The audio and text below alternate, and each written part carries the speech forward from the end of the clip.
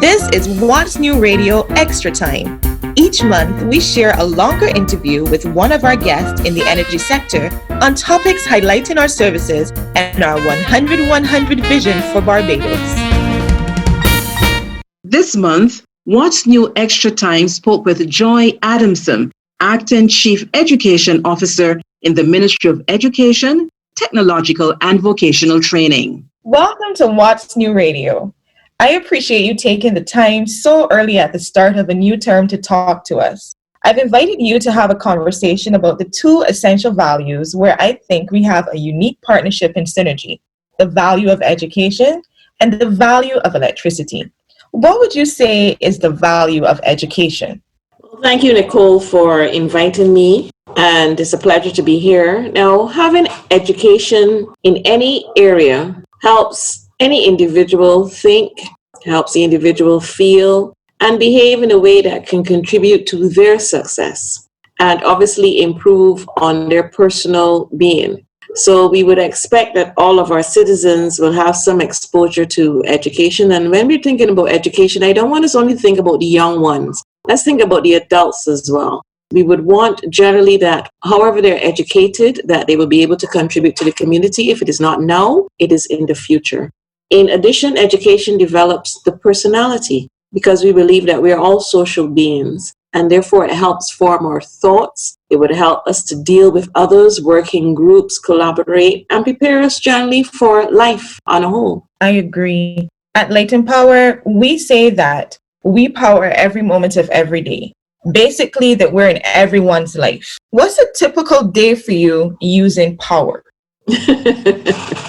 That's an interesting question. From the time you get up, you turn on the fan. I got to turn on the kettle to get my cup of tea. Yes. Most of our stoves don't use matches anymore, Nicole, so we need that to ignite to do our breakfast. Yes. But then on a serious note, we have to prepare our clothes, so we have to press. And then when we go to work, the first thing you do, you turn on the light in the office. And then most of us, we're using our computers or desktops for communication. And that's how we communicate, really, especially during this time, this COVID time. We've not been having a lot of face-to-face meetings, so we rely heavily on our computer, and therefore we need that power. And even now with the new fiber optic system for the telephone, when electricity is off, that communication stops. Yep. When electricity is off or air conditioning in our offices, that halts. So we really rely on the power from Light and Power. I want to thank you for all the work that y'all are doing. I know you work hard behind the scenes. I'm in close contact with individuals who work at Light and Power, so I can attest to that fact.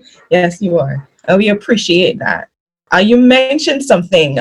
It's a new year, yet we're still in an unprecedented time. The coronavirus pandemic has caused us all to be challenged in the way that we do things. But electricity remains an essential service. What do you see specifically as the value of electricity? Well, the value within a school setting in terms of the education, is that what you mean? Yes. Okay. Well, of course, we rely heavily now on the electricity to help us power this online teaching that we're doing. Even if we have a backup battery, most of the communication through Wi-Fi, using the technology through the devices, that's how we're getting the education across to our students. That's how our teachers are collaborating and working together and having their meetings. They're using that power to assist them in their instruction, in their planning, and therefore we rely heavily on Light and Power to make this work. We have collected data from our schools to not only indicate the number of students or teachers without devices, we still have persons without electricity, and therefore we've had to partner with you because we realize the importance of getting that power into the homes for our students and our teachers. Yes. Last year, we did partner with you to provide electricity to several homes who had no electricity. So we were really thankful for that opportunity to be able to assist in that particular area because we know that education is critical to our society.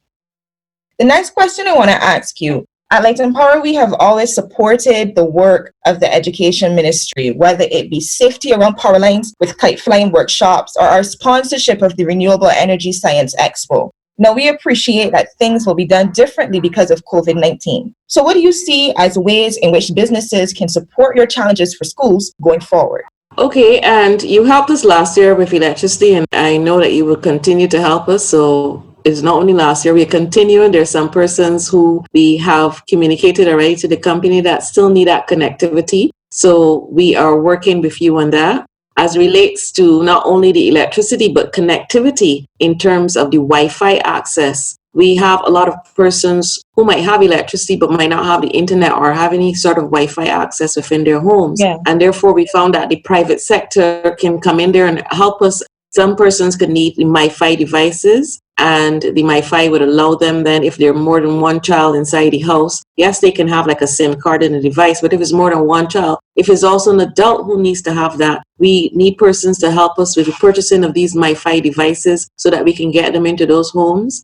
And the private sector, they have actually stepped up to the plate to help us with devices. We had a device drive last year. Mm-hmm. This term, the government has invested several millions of dollars in actually securing additional devices because of the pandemic that we're in. Quite a few persons might have lost their jobs and therefore they don't have that access. Yeah. And what we also learned is that when we were in the lockdown, say March, April, in that third term, a lot of persons were using their cell phones, which is not really a good thing for you to be actually typing an essay on or responding to a teacher on. Yes, you can have the face-to-face, but when it comes to actually doing the assignments, so we are still reaching out to the private sector as it relates to the connectivity. And your company would also attest to the fact that there are some houses that are not even wired for electricity. Mm-hmm. But I know that Light and Power might not be able to do that wiring. So we might actually have persons coming forward and assisting in wiring a house to make sure that they do get that electricity so that that teaching and learning can continue with the students. Thank you so much for sharing that, Joy, because I'm sure that if there are any businesses who are listening right now, they'll be glad to hear of the opportunities where they can also help and support. My last question for you, because I know you're really busy, we are told that COVID-19 will be around for some time. Do you have any safety messages for parents or caretakers like myself about helping their children to work safely online? Yes, I think we have to continue to talk with the children. And generally, parents need to also be part of this Google Classroom. I know that parents might also have their jobs. So you're balancing a family, young kids, and you're also working at home from online. So you need to be part of that Google Classroom. You need to know what is happening in the classroom. I must say that through this pandemic, that the relationship between parents and teachers have grown. And parents are now in the classroom and they're seeing what teachers have to go through. So as a teacher of Nichole, I remember the days when I was teaching. When I was teaching Nichole, now your she was my teacher. I was her teacher. Now your parents can actually see what we had to go through as teachers. And they're sympathetic to teachers. True. So we want the parents to see what's going on, to forge that relationship with the parents, to work with the parents, to talk with the students about staying online, staying focused. It is hard to tell them to sit down and, just be focused. And we've told them that no more than 3 hours face-to-face, generally in terms of the synchronous teaching that you'll be doing with the students. But then they will have to be engaged otherwise.